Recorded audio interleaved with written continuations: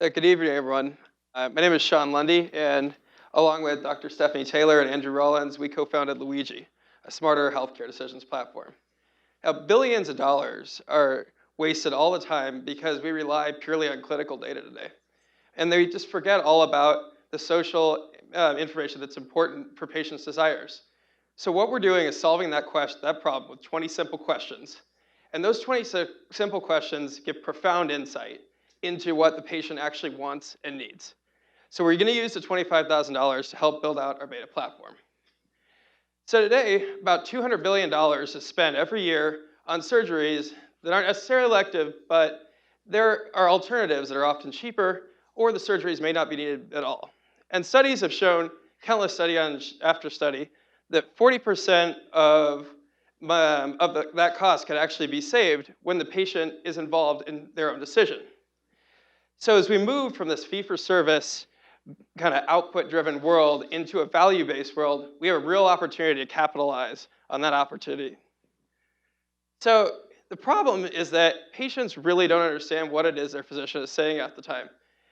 Really only about 12% of patients are actually considered to have good proficiency at any given time. And at the same time, physicians don't have enough time in that 7 to 15-minute window to really get to know their patients at all. So we looked at some other people that tried to solve the problem, and guess what? They were academics. And so they created something that was really accurate and not so useful at the end of the day on a large scale. So we built the LUIGI Cloud platform. The LUIGI Cloud bridges that gap between the patient and the provider. So rather than having just that clinical data, you can actually integrate the social environment and the patient's desire to get a complete view of the patient. And it's really built on the concept of 20 questions. Now, if you ever played the game, you know exactly that it almost never fails. And that's because you take a very large problem question and you break it down into smaller digestible pieces. We're doing the same thing for healthcare decision-making so that you can really talk to your doctor in a better way. So how does it work? So first, our medical review team goes through the available research out there and finds those factors that affect patient outcomes and puts them into the LUIGI database. Now, those questions are taken with their statistics and converted to those 20 simple yes or no questions, which patients can then answer on a device of their choosing, whether at home or even in a waiting room for their appointment. That information, combined with their medical data, is fed through the LUIGI algorithm to produce a shared decision tool, which gives the expected outcomes for that patient's given situation. Now, it doesn't stop there because we realize that our 20 questions might not be correct in the beginning. So we use a machine learning algorithm to tie everything together and continually improve those questions over time. So we looked at what else is out there. Two big problems. One is they weren't personalized and they were not usable. So we got really excited about is that something can actually be done that benefits everybody in the process.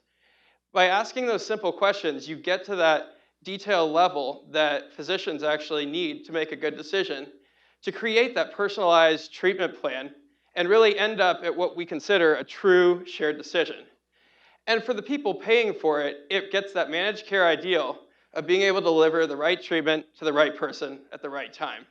We see this being sold at the beginning as a subscription service to both health plans and ACOs. Now we're targeting small to mid-sized plans because of our ease to sell into them, as well as, but they need to have just enough scale, so the 1 to 500,000 life size to actually prove efficacy.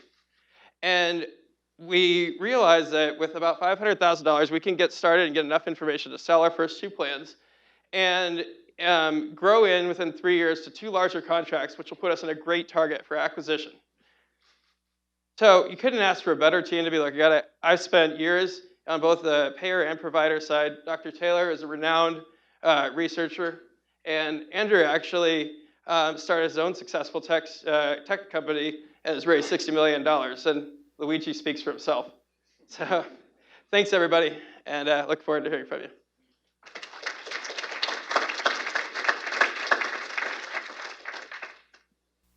I just wanted to make it clear, were the questions specific by a condition, or is it specific for a particular patient, and then you can move it forward to other conditions that this patient will have in the future? That's a great question. Where do we start? So we are starting with, well, it will all be about elective procedures, but so we're starting with total knee replacements because there's a large amount of patient priority that is involved in that decision. So um, we would start with a few conditions and then expand this decision making platform to a larger number of procedures. And then can you use the insight that you have from what you get about specific patient and use it further if the patient needs another, if the patient has another condition? Is this something that will bring you back to the data that you have about the information that you have about this patient? Actually, that's a really interesting point. So, I mean, I think this is really intended for somebody that has a diagnosis but is trying to choose between A, B, C, or D. What did you do so far by contracting payers or healthcare organizations? So we actually have two very interested user groups. One is out in Austin, the Dell Medical School, which is really built around innovation, and their department of orthopedic surgery is interested in this. And then also Dartmouth, the option grid is they're getting in front of patients already with a more paper-based, cumbersome method, and they're interested in this platform. Can you walk me through, like, when does someone do they hear about this when they go to the doctor? Is it something that gets pushed to them on Facebook? Like, how are they hearing about this and then deciding to take an action? So this would be something that as you go from either your primary care to a specialist or from a specialist to the surgeon, you would be this would essentially be prescribed. At least that's one of the business models. And additionally, so from a health plan perspective, as your claim comes through that you've had this diagnosis that comes through, they can then push it through to in a variety of channels. So that could be through the app, through their own app, through a targeted email.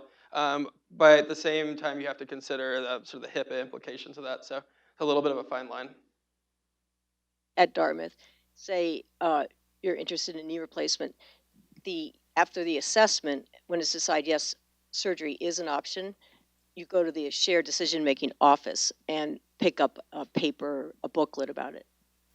Would this be like required to do it? Like would the doctor want to require it? Like, what's the doctor's incentive to want to, like, say you should fill this out? So the studies have shown that patient compliance and satisfaction with the outcome is much greater when there's participation in the decision. And the other side of that is that we're looking more at the primary care side, which is kind of why we're here this evening. And so a primary care physician doesn't care whether or not you get a knee procedure. They want actually you to get the best thing for you and to have the best outcome. And additionally, so in that value-based payment system, they're really being given financial responsibility for all the patients. So if we were all in a room together, I would get $100 for each person, not just for giving care to one person. You'd mentioned that you saw yourself maybe 3 years down the road getting acquired. What's the profile of somebody that would want to acquire the company? So, I mean, the most likely would actually be a large national insurer. So they see that you're working with a Harvard Pilgrim or a Tufts Medical, these smaller health plans, and they've done a considerable. So iTriage and a couple of these other larger companies were acquired by Aetna to sort of build out what they consider a digital health strategy. And so that would be one. And on the other side, it could definitely be a piece that one of the vendors of a technology product, such as even WebMD or an enterprise project like an Epic, would be interested as well. Do you guys see raising any venture financing, or how else would you finance this in the first 6 months, and then beyond that, once you get the first 100 customers successfully lined up? What was the beginning part of your question again? How will you finance this beyond the prize money? Assuming you guys win tonight, what is the next step for finding capital? One answer that I can give is that we have some very interested early users, which I've already mentioned. And it would be through a venture round in a small piece. In order to actually get a real client, we'd probably need about $500,000 to get the platform and state that it would actually work for kind of what you would do with the top 5 disease states that we talked about before. Thank you very much, Team Luigi.